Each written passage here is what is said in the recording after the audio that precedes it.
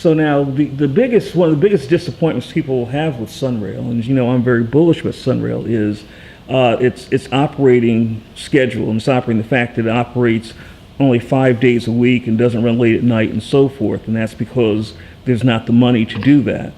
In 3 years, the state funding for this thing is going to run out.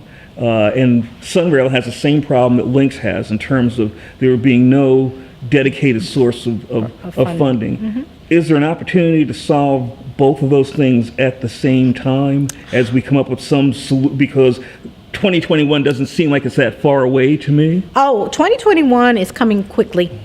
So one of the things, just in general, regardless of SunRail, well, when we just had the links, is that lack of a dedicated funding source for public transit here in our region. So I will hope that gets sorted out and people realize the benefit of public transit going forward and would vote a dedicated funding source in, because that's the only way it can happen. So do you think that's what's going to have to be, some type of a half-cent sales tax? It would have to be some sort of... People talked about things like with the rental car surcharge. They talked about trying to get into the Expressway Authority dollars, because after all, that's part of transportation. But it looks like it's going to have to be a half-cent sales tax. I can't speak to what is the best solution. I know there are options out there that have been talked about, but without the will of the people, none of that is going to be able to transpire.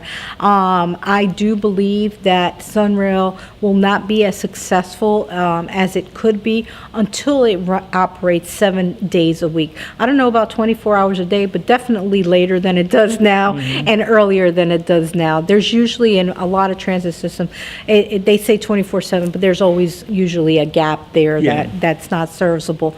But until we get to a point where we have that funding to be able to do that, I really don't think or foresee that happening until SunRail, to the point where SunRail reaches at least the airport, and with the airport and people coming in, right, 7 days a week, 24 hours a day, I think at that point we will have more of an opportunity to expand service. But how soon can that happen? Because I heard that was like about at least a $200,000 nut to the airport. Well, first of all, it can't happen under the guise of the current board. The current Central Florida Commuter Rail Commission, of which you just said I'm chairman of, is not empowered to make any decisions on anything but phases 1 and 2.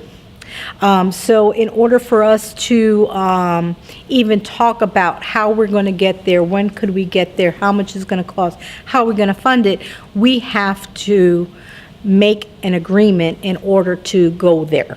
So it is way too early to start talking about that, but I will tell you that the PD&E study is almost completed for SunRail going to the airport. So that being said, they've done as much as they can beforehand in looking at the corridor, looking to see if it's going to be a viable corridor, and we would just have to get our heads together and see are people willing to open up agreements, change agreements, and make and add a phase 3 to the airport.